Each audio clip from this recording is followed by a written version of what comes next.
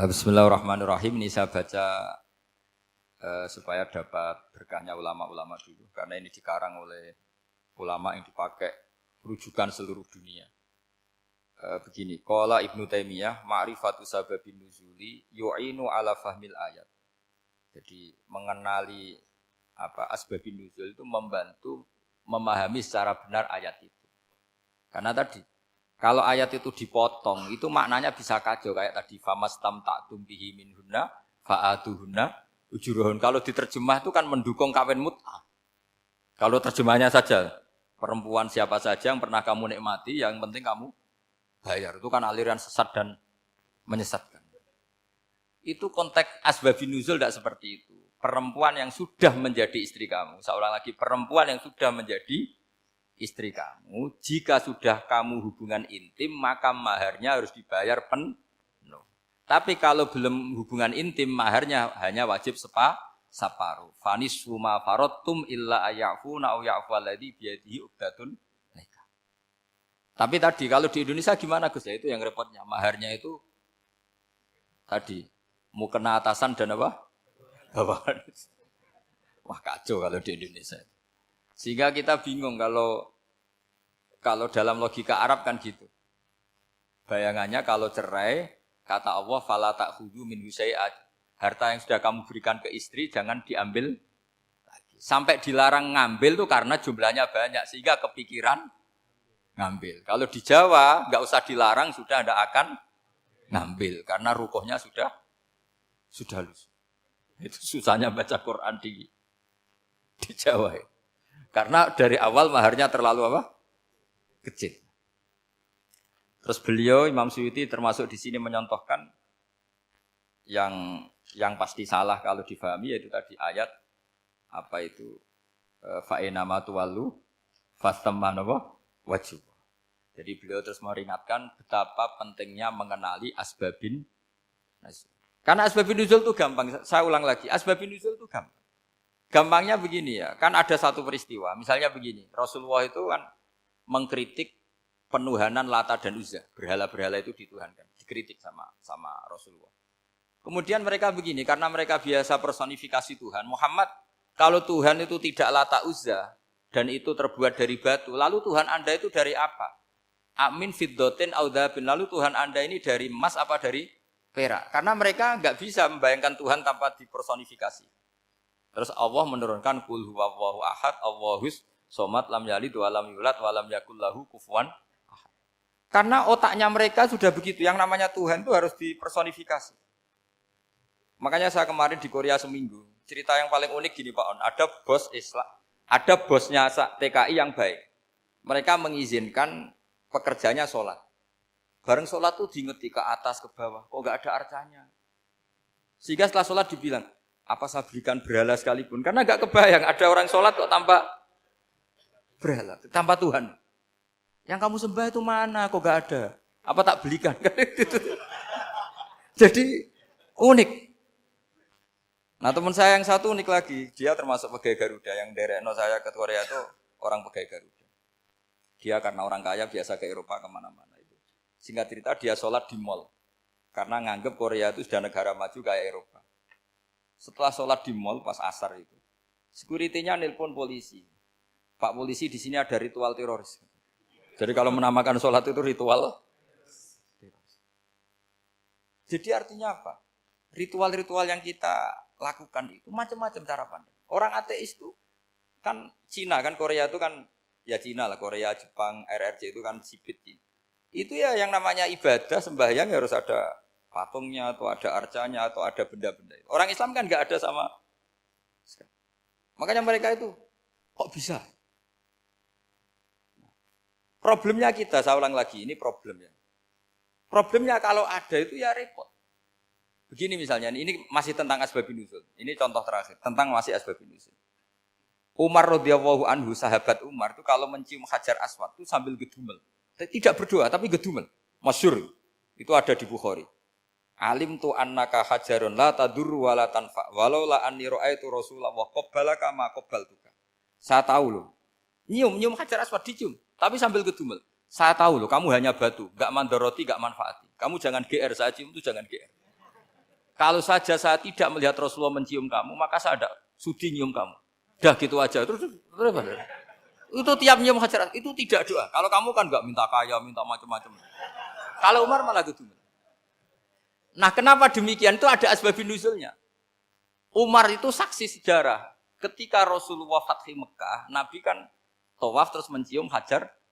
Itu di belakang masih banyak orang kafir. Kebetulan Umar masih di sana. Sudah Islam Umar, tapi dia di belakang. Dengar orang-orang kafir, Muhammad itu tua aneh. Katanya melarang nyembah batu. Ternyata dia nyembah batu. Jadi Nabi nyium Hajar Aswad itu dikira nyembah.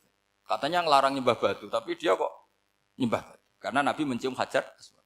Nah, karena untuk menghilangkan stigmasi itu, Umar tiap nyium Hajar Aswad ngomong gitu. Andai kan ada sound system, mungkin jadi sound system. Supaya jelas bahwa penciuman ini bukan karena menyembah. Artinya mudah sekali kenapa Umar ngomong gitu. Karena asbabun nuzulnya seperti itu. Coba kalau kamu tidak tahu asbabun nuzul, Umar maksudnya gimana? Enggak doa, enggak apa kok malah ngomong gitu kan. Tapi kalau kamu tahu asbabun nuzul Umar itu yang mendengar komentar orang sama ketika kita tawaf itu kan 3 pertama kan kita lari-lari kecil. Itu ceritanya juga gitu. Rasulullah itu hidup di Medina, terus diterkenalkan miskin. Medina itu kota wabak, kota penyakit, endemik. Dulu Medina, Yasrib itu kota endemik. Sehingga kata orang kafir-kafir Mekah, yaji uliha dalbet kaumun kot wahanat huma Yasrib. Nanti akan datang satu komunitas kaum yang sudah lemas karena kena penyakit TBC dari Yasrib. Nabi dengar itu makanya terus bilang ke para sahabat, tunjukkan kalau kamu kuat dengan cara lari 3 kali. Terus pakai pakaian yang kelihatan maco, yaitu yang dipakai lelaki-lelaki. Bahunya dikelihatkan. Nah, setelah Rasulullah wafat, Umar menggantikan beliau setelah Abu Bakar. Umar bilang gini, sebetulnya tawaf seperti ini, yaitu lari pertama 3 putaran pertama lari dan memperlihatkan pundak seakan-akan orang maco itu sudah enggak perlu. Karena alasan itu sudah tidak ada. Tapi ini tinggalan Rasulullah, maka jangan rubah ya tetap seperti ini. Akhirnya meskipun sudah tidak ada alasan tadi menjawab stigmasi orang kafir, tetap tawaf seperti itu. Jadi memang agama itu unik. Kadang kita harus tahu alasannya, tapi alasan itu kalau menjadi mahatul hukmi, pijakan hukum sah. Misalnya kamu terus bilang gini, ya berarti tawaf sekarang bebas, gak perlu seperti itu. Kan alasan itu sudah tidak ada. Nah di sini pentingnya riwayat. Riwayat itu begini, logikanya sudah enggak ada, tapi kaifiah itu, cara itu masih kita terus. Dan itu memang, saya ulang lagi, harus tahu asbabun nuzul. Saya beri contoh ya misalnya, wa idza darabtum fil ardi falaysa 'alaikum junahun an taqsuru minas shalah. Terus ayat di mana? In khiftum ayyaftinakumul ladzina kafaru. Jika kamu pergi dalam keadaan takut ditangkap orang kafir atau takut diculik orang kafir, maka kamu boleh mengqasar salat. Itu jelas ada ayat in khiftum ayyaftinakumul ladzina kafaru. Jika kamu takut diculik orang kafir. Sehingga ketika ba'da Fathi Mekah, setelah Mekah dikuasai Islam, Umar tanya, "Ya Rasulullah, kenapa engkau masih salat qasar? Bukankah kita sudah aman?" Wa qad qala ta'ala in khiftum ayyaftinakumul ladzina kafaru. Allah ngendikan boleh mengqasar itu kalau dalam kondisi takut. Waqad kunna fi amrin, sekarang kita sudah aman. Jawabannya Rasulullah itu unik. Ya Umar hadihi shadaqatun, faqbalu shadaqah. Ini sedekahnya Allah, bonus sudah terima saja, enggak usah catatan-catatan gitu. Sehingga era Umar ya ada lagi yang tanya Umar ke gitu. Terus kata Umar, sa'altu dzalika Rasulullah sallallahu alaihi wasallam faqala hadihi shadaqatu wa faqbalu shadaqah. Sudah ini bonus dari Allah, terima saja. Ini kan unik. Padahal kalau secara disiplin ilmu kan begini. Kamu boleh mengqasar sholat kalau dalam bepergian dan dalam keadaan takut. Logika hukumnya kalau tidak takut, tidak usah. Sama seperti begini. Kamu kalau pergi jauh seperti saya Pak On, itu ngosor sholat apa enggak ngosor kan? Alasannya kalau kosor itu, kalau pergi itu masyakot, repot. Sekarang pergi kita pakai Alphard, pakai Innova. Bawa uang, disupirin, itu masyakot enggak? Enggak kan? Tetap boleh jamak enggak? Boleh. Sebenarnya kamu jamak itu karena pengetahuan hukum apa karena enak jamak? Kalau alasannya masyakot, kan sekarang sudah ada.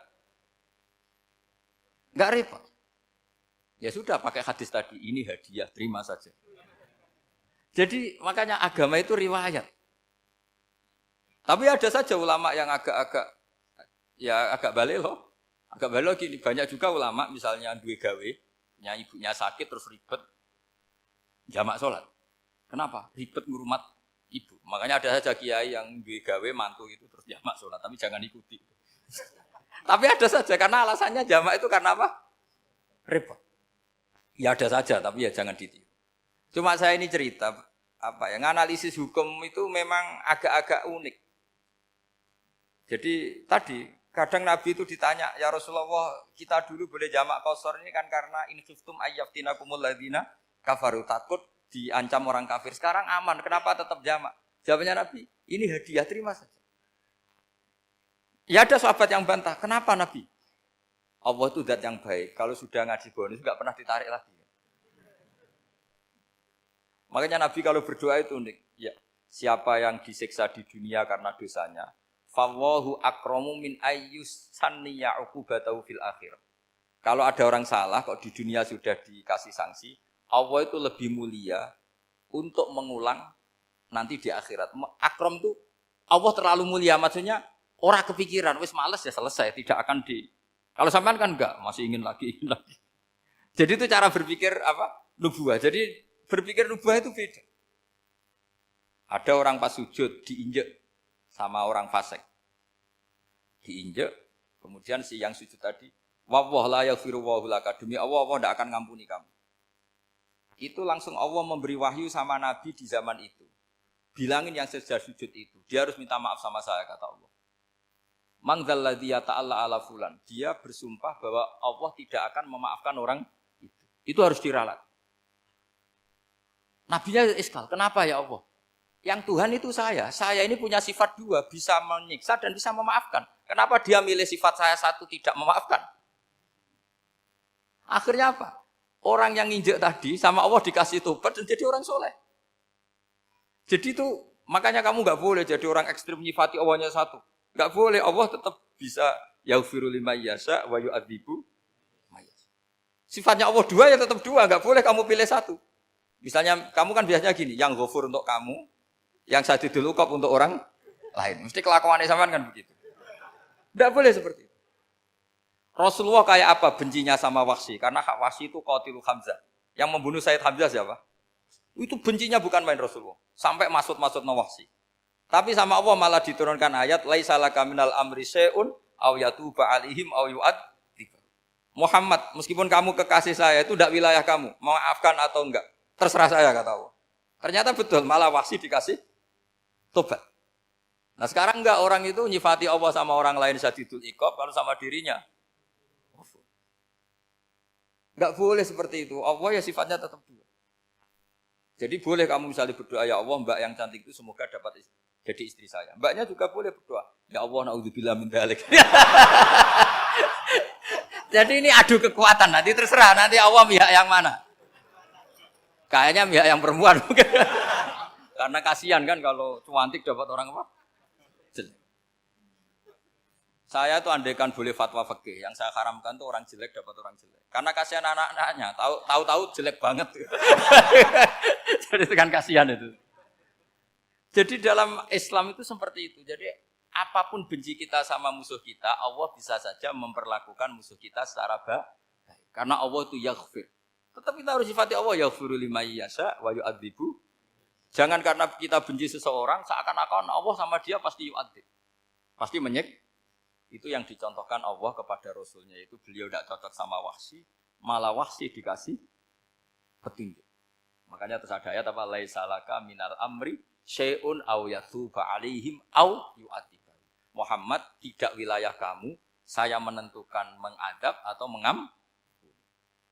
Makanya rata-rata kiai ulama itu halim. Orang halim itu rileks. Layinal janib, tidak gampang menvonis orang lain. Biar Allah tetap dengan sifatnya yaf'alu ma yasha, bahwa Allah bisa melakukan apa saja. Soal kamu benci sama seorang, benci saja atas nama kamu, jangan nyatut-nyatut Allah. Misalnya kamu cinta seseorang, wah ini yang calon presiden ini harus jadi presiden. Ternyata Allah menghendaki jadi menteri, mau apa? Ya Allah ya falu maya sak mau apa coba? Yang kiai atau Pak On, DPAI, patutnya kan menteri agama itu Pak On. Tapi kalau Pak yang takdir gitu mau apa ya sudah Allah ya falu.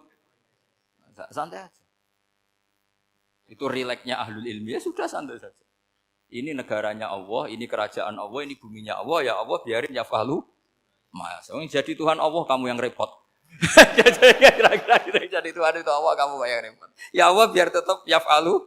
Mayasa Allah boleh yaghfir lima yasa wa ya'tibu mayasa. Saya kira demikian. Assalamualaikum warahmatullahi wabarakatuh.